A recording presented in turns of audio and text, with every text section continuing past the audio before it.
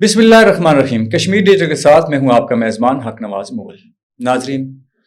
استاد کسی بھی قوم کا نباز ہوتا ہے. استاد اس قوم کی فکری لامبندی کے علاوہ اس کی سیاسی، سماجی، اخلاقی شعور کو بھی بہتر بنانے میں ہر ممکن تعاون کرتا ہے. ہمارے درمیان آج اسٹوڈیو میں ایک ایسی شخصیت موجود ہیں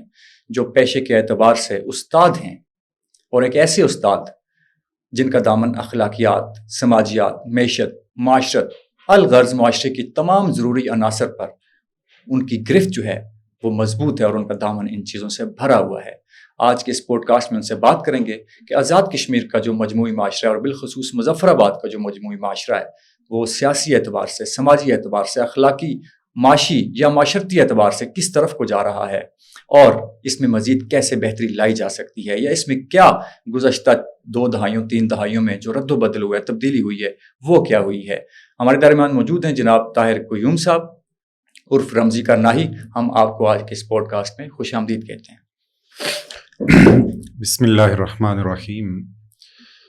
سب سے پہلے تو میں کشمیر ڈیجیٹل پلیٹ فارم اس کا اور میرے لیے انتہائی قابل احترام بڑے بھائیوں کی طرح محترم حق نواز مغل صاحب، ان کا دلی طور پر سپاس گزار ہوں کہ انہوں نے سماج کے ایک عام آدمی کو ایک ایسا پلیٹ فارم مہیا کیا جہاں پر وہ بیٹھ کر اپنے مشاہدات کو، اپنے مصائب کو، اپنی تکالیف کو بیان بھی کر سکتا ہے، اسے مقتدر طبقات تک پہنچا سکتا ہے، اور سماج کے لیے اس کی عقل، اس کی بساط، اس کے شعور کے مطابق جو خرابیوں کے لیے کوئی حل ہے یا تدارک کا جو بھی سولوشن ہے اس کے پاس وہ پیش کر سکتا ہے. چونکہ سرمایہ دارانہ نظام کے اندر ویسے بھی جو پسے ہوئے طبقات ہوتے ہیں ان کے لیے کوئی آواز اٹھانے والا نہیں ہوتا، ان کے حقوق کی کوئی بات کرنے والا نہیں ہوتا. وہ لوگ جو ان کی حق تلفی میں محرک کا کردار ادا کر رہے ہوتے ہیں، ان کے سامنے تو ویسے بھی وہ اپنی آواز بلند نہیں کر سکتے. تو ایک ایسا پلیٹ فارم جہاں پر پسے ہوئے طبقات جا کر اپنے دل کے حالات کو، اپنے مشاہدات کو، یا ان کی زندگی کن کن مسائل سے دوچار ہے ان کو سامنے رکھ سکتے ہیں. تو میرے خیال سے اس عہد میں ایسے پلیٹ فارم کا ہونا خدا کا ایک بہت بڑا کرم اور بہت بڑا انعام ہے. بہت شکریہ طاہر صاحب. آپ کیونکہ گزشتہ کم از کم 2 دہائیوں سے مظفر آباد کے اندر استاد کی حیثیت سے کام کر رہے ہیں، آپ نے اس مظفر آباد کو یہیں پلے بڑے، یہیں آپ جوان ہوئے اور یہیں پہ آپ نے سروسز دیں. کیا تبدیلیاں آپ نے دیکھیں اس سوسائٹی کے اندر جو گزشتہ 2-3 دہائیوں میں، اور بالخصوص گزشتہ 2 سے 3 سالوں کے اندر آپ نے محسوس کی ہوں بحیثیت استاد؟ حق صاحب، اس حوالے سے چونکہ آپ یہ جانتے ہیں کہ تقریباً پچھلے 20 سے 25 سال سے ہم نے شعوری طور پر سماج کا مشاہدہ کیا. آج سے 20 سال پہلے یا 25 سال پہلے ہم اپنی عمر کے اس درجے پہ پہنچ چکے ہوئے تھے جہاں پہ ایک انسان اچھے برے کا فرق کر سکتا ہے، اچھائی اور برائی میں تمیز کر سکتا ہے، اور بالخصوص گہرائی سے نہ صحیح سطحی طور پر اسے یہ ادراک ہوتا ہے کہ سماج کے مسائل کیا ہیں اور ان مسائل کا محرک کون ہے. اور پھر اپنی اس سطحی شعور کی بنیاد پر اس کے پاس کچھ نہ کچھ اس ایج میں بھی کچھ نہ کچھ حل ہوتے ہیں. ہم نے جب شعور کی آنکھ کھولی تو ہم نے اس شہر کو، بالخصوص مظفر آباد جو ریاست آزاد جموں کشمیر کا دارالخلافہ بھی ہے، ہم نے اسے مختلف پہلوؤں کے اعتبار سے مثالی نہ صحیح لیکن قابل اطمینان پایا. مثلاً اس کے ہم سیاسی پہلو کو اٹھا کر دیکھیں، سماجی پہلو کو اٹھا کر دیکھیں، مذہبی پہلو کو اٹھا کر دیکھیں، معاشی پہلو کو اٹھا کر دیکھیں، معاشرتی پہلو کو اٹھا کر دیکھیں، پھر کلچر، ثقافت، اقدار، اصول، نظریات. چونکہ جو غیور لوگ ہوتے ہیں یا جو غیور قومیں ہوتی ہیں، جو باشعور قومیں ہوتی ہیں، یہی چیزیں ان کا حقیقی اثاثہ ہوتی ہیں. ٹھیک ہے. تو ہم بڑے مطمئن ہوتے تھے کہ اللہ کا شکر ہے ہم اگر دیگر دنیا سے یا دیگر ایسے خطے جو کشمیر سے ملتے جلتے ہیں ان سے جب خود کو تقابلی جائزے کے طور پر دیکھتے تھے تو ہمیں بڑا اطمینان ہوتا تھا کہ ہمارے پاس ایسی لیڈرشپ موجود ہے جو ہمیں ترقی کے راستے پر لے کے جانے والی ہے. ہمارے پاس ایسے لوگ موجود ہیں جو ہمارے جوانوں نے جو خواب دیکھے ہوتے ہیں انہیں شرمندہ تعبیر کرنے میں وہ معاون کا کردار ادا کر رہے ہیں. ہمارے سماج میں ایسے کردار موجود ہیں جو سماج کے پسے ہوئے طبقات کا سہارا بنتے ہیں, بے نواؤں کی نوا بنتے ہیں. ٹھیک ہے, پھر ہم نے گریجولی, چونکہ ایک فطری اصول ہے کہ سماج یکمشت تبدیل نہیں ہوتے, ایک انقلاب جو ہوتا ہے وہ یکمشت چیزوں کو چینج کرتا ہے,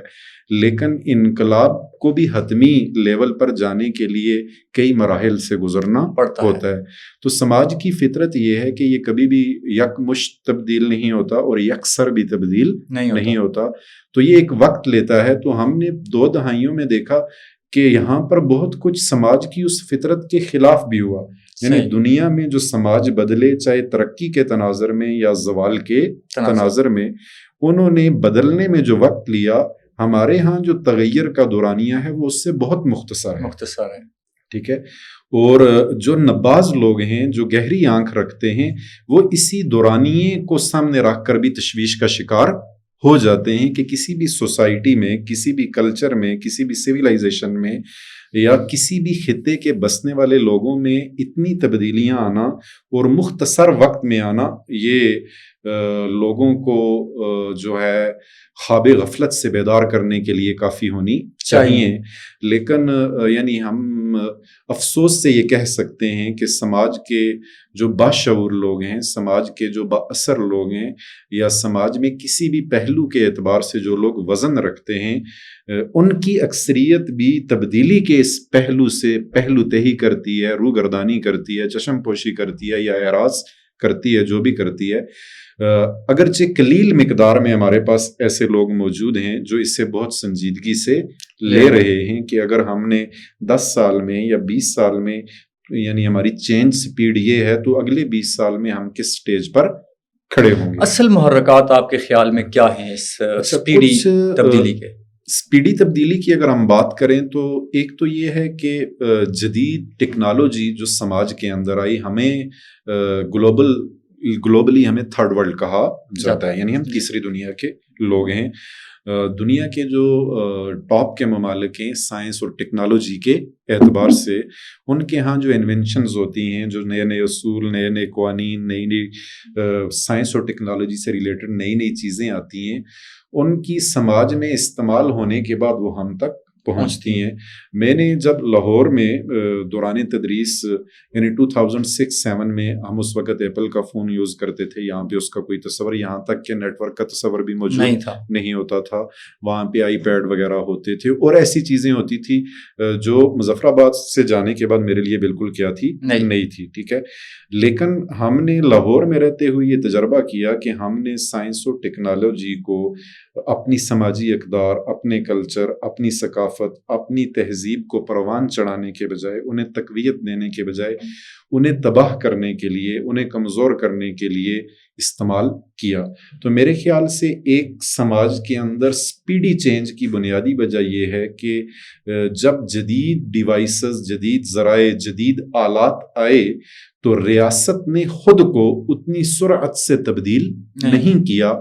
نتیجہ یہ نکلا کہ وہی چیزیں جب سوسائٹی کے پاس گئی, جب پبلک کے پاس گئی, تو ان کے پازیٹیو پہلوؤں کے اعتبار سے وہ ان کے نیگیٹو پہلوؤں کی طرف زیادہ چلے گئے. یوں آپ اگر برائی کے سامنے کوئی بند نہیں باندھیں گے, اس کو روکنے کی صحیح نہیں کریں گے, یا کسی بھی اعتبار سے اس میں ٹھہراؤ کی کوشش نہیں کریں گے, تو وہ ایک فلڈ کی مانند, ایک سیلاب کی مانند ہو جاتی ہے. اور پھر آپ اس کی سپیڈ اتنی بھی بڑھ سکتی ہے کہ جو ان ایکسپیکٹڈ ہوتی ہے, اور پھر اس کے ثمرات بھی اسی طرح انسان کے لیے ان ایکسپیکٹڈ ہوتے ہیں. ایک پہلو تو اس کا بہت سپیڈ سے بدلنے کا یہ بھی ہے. دوسرا پہلو یہ ہے کہ اگر ہم اس کو تمدن کی ترقی سے تھوڑا سا ہٹا کر اپنے کیریکٹر کے طور پر دیکھیں, تو میں یہ سمجھتا ہوں کہ وہ لوگ جو سماجی طور پر ذمہ دار تھے ان چیزوں کے، سیاسی طور پر ذمہ دار تھے ان چیزوں کے، یا ادارہ جاتی طور پر ذمہ دار تھے ان چیزوں کے، انہوں نے بالخصوص جب دنیا گلوبلائز ہوئی اس کے ابتدائی 15-20 سال اس گلوبلائزیشن کو انتہائی غیر سنجیدہ لیا. ٹھیک ہے. وہ اسے بچوں کا کھلونا یا بچوں کی باتیں یا جدید نسل کی باتیں کہہ کر ان سے پہلو تہی کرتی رہی، یہاں تک کہ وہ چیز جسے بچوں کا کھلونا کہا جا رہا تھا وہ اپنی جڑیں مضبوط کرتی چلی گئی. اور جب ان افراد میں سے چند ایک نے اسے سنجیدہ لینے کی کوشش کی تو یقین کیجئے کہ پانی سر سے گزر چکا ہوا تھا. ایک پہلو اس کا یہ بھی ہے. تیسرا اہم پہلو یہ ہے کہ چونکہ ہم یہ دعویٰ کرتے ہیں، ہمارا یہ ایمان بھی ہے کہ first of all we are Muslims, سب سے پہلے میں مسلمان ہوں، اس کے بعد میری قوم کیا ہے، میرا وطن کیا ہے، وہ بات کی باتیں ہیں. ٹھیک ہے نا. تو یہ المیہ ہے کہ وہ لوگ جو مذہب کے باب میں ہمارے پیشوا ہیں، دین کے باب میں ہمارے پیشوا ہیں، جنہیں ہم علماء کرام کہتے ہیں یا مذہبی پیشوا کہتے ہیں، انہوں نے بھی اس تغیر و تبدل کو انتہائی غیر سنجیدہ لیا. آپ نے صاحب جو بات کی سیاسی حوالے سے کہ لوگوں نے اس کو سنجیدہ نہیں لیا اور پھر پانی سر سے، گزشتہ دنوں ایک آزاد کشمیر کے اندر ایک بہت بڑا ایک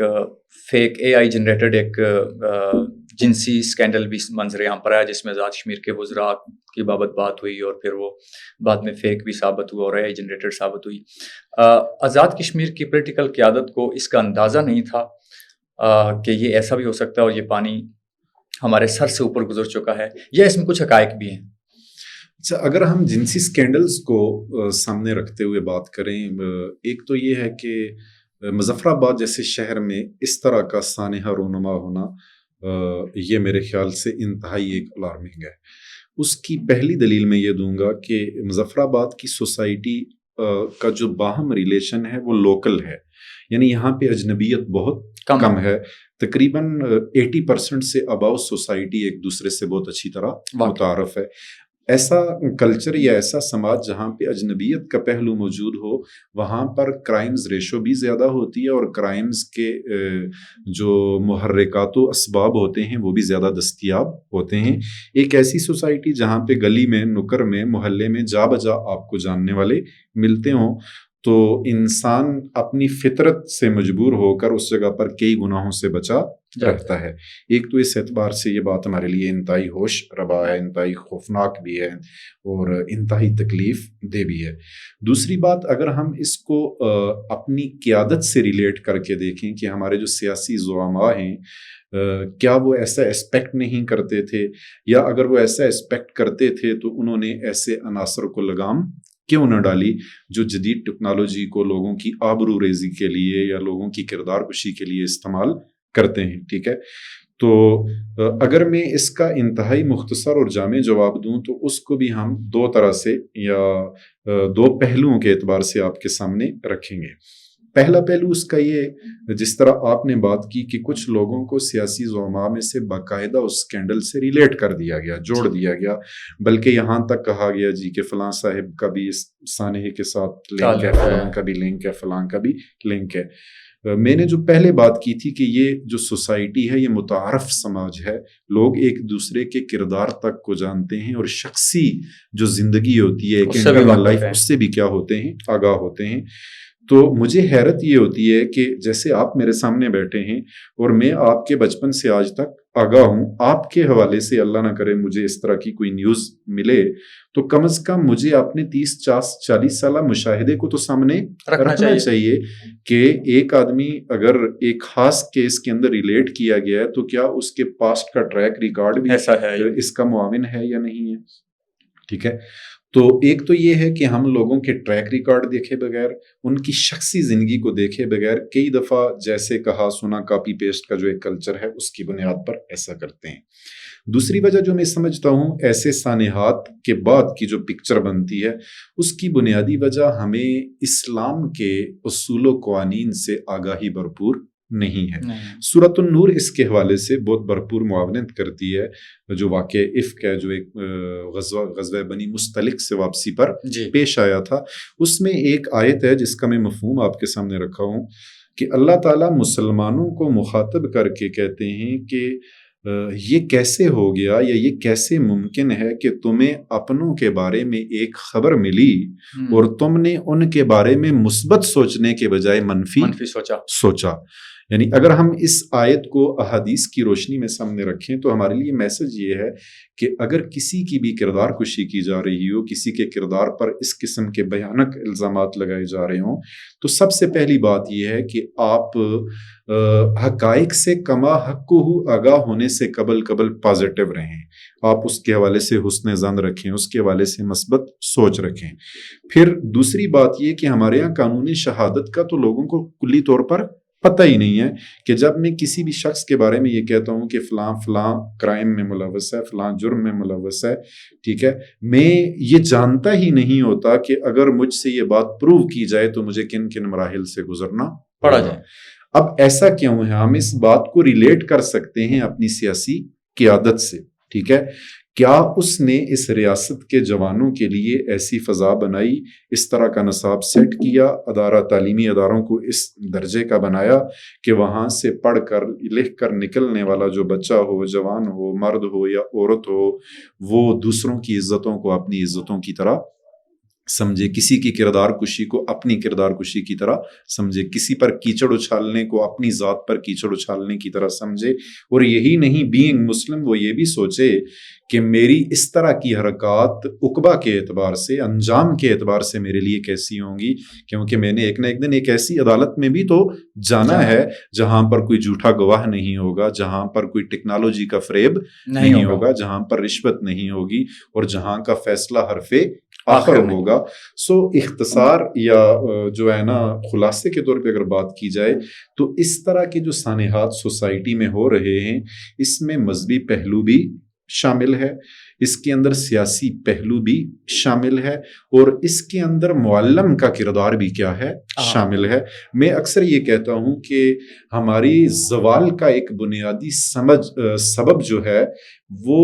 معلم سماج کی بنیاد کے بجائے ایک سماجی فریق بن چکا ہوا ہے. ٹھیک ہے، شاید یہ بات کچھ لوگوں کو سمجھ آئے کہ جب آپ فریق بنتے ہیں تو آپ مجموعی سماج کے ڈیفینڈر نہیں ہوتے. جب آپ فریق بنتے ہیں تو پھر آپ ایک خاص جو سوچ ہے، ایک خاص جو نظریہ ہے، یا ایک خاص جو طبقہ ہے، اس کے نمائندے بن جاتے ہیں. کیا آپ دیکھتے نہیں ہیں سوشل میڈیا پر کہ کسی ٹیچر سے ریلیٹ کوئی بات کی جائے تو اسے سماج کی بنیادوں پر حملہ سمجھنے کے بجائے ایک خاص طبقے پر حملہ سمجھا جاتا ہے. کسی بھی ٹیچر کے ساتھ کوئی غیر اخلاقی رویہ ہو جائے، یا ٹیچر کے حوالے سے کوئی بھی چیز سوشل میڈیا پر، پرنٹ میڈیا پر یا الیکٹرانک میڈیا پر ہمارے سامنے آئے تو ہم اسے سماجی بنیادوں کو منہدم کرنے کے بجائے کیا سمجھتے ہیں کہ یہ تو ایک خاص شعبے اور ایک خاص طبقے پر حملہ ہے. اور کسی بھی سماج کے اندر معلم کا فریق بن جانا، یہ اس سماج کے زوال کا کیا ہوتا ہے، آغاز ہوتا ہے. بہت شکریہ جناب طاہر صاحب، آپ سے بہت پرمغز اور بہت دلچسپ اور پرلطف گفتگو تھی. بہت سارے سوالات اور بھی تھے، لیکن جو تنگی دامہ ہے وہ جو ہے وہ ہمارے سامنے ہے اور اس نے ہمیں مجبور کیا، ورنہ یہ گفتگو مزید دلچسپ انشاءاللہ پھر کسی دن کسی موقع پر ضرور دوبارہ ان کو دعوت دیں گے اور پوچھیں گے کہ ایک معلم کا جو بنیادی کردار ہے وہ کیا ہونا چاہیے، اور اس وقت موجودہ دور میں معلم کا کردار کیا ہے، اور کیا یہ معلم کا کردار آنے والے دنوں میں بہتر ہو سکتا ہے یا نہیں ہو سکتا. ناظرین، یہ تھے طاہر قیوم عرف رمزی کرناہی، جو بتا رہے تھے کہ سماج کی جو بنیادیں ہیں ان میں جب تبدیلی پہنچ جاتی ہے، اور اس تبدیلی کو جب آپ ذہنی طور پر، شعوری طور پر، نہ پیش قدمی کے طور پر اس کو ایکسیپٹ کرتے ہوئے، اس کو قبول کرتے ہوئے، اور اس کے سامنے جو چیلنجز ہیں ان کو اپنے مواقع میں تبدیل نہیں کریں گے، تو آپ کا سماج جو ہے اس کی بنیادیں بری طرح سے ہلا دی جائیں گی یا ہل جائیں گی. اور وہ قومیں جو اس تبدیلی کو ایکسیپٹ کرتے ہوئے اسی کے ساتھ اپنے آپ کو تیار کرتی ہیں، ان کا جو سماج ہے وہ زوال پذیر نہیں ہوتا. اس میں ہمارے سیاسی زعما، مذہبی زعما، سول سوسائٹی، طلباء، وکلاء، اساتذہ، سبھی کے سبھی جو اکائیاں ہیں بنیادی، وہ اس میں شامل ہیں. اور اگر ہوش کے ناخن نہ لیے گئے تو یہ جو تیزی سے بدلتا ہوا سماج ہے یہ کسی بڑے طوفان کا پیش خیمہ ہو سکتا ہے. اپنے میزبان حق نواز مغل کو دیجیے اجازت. اللہ نگہبان.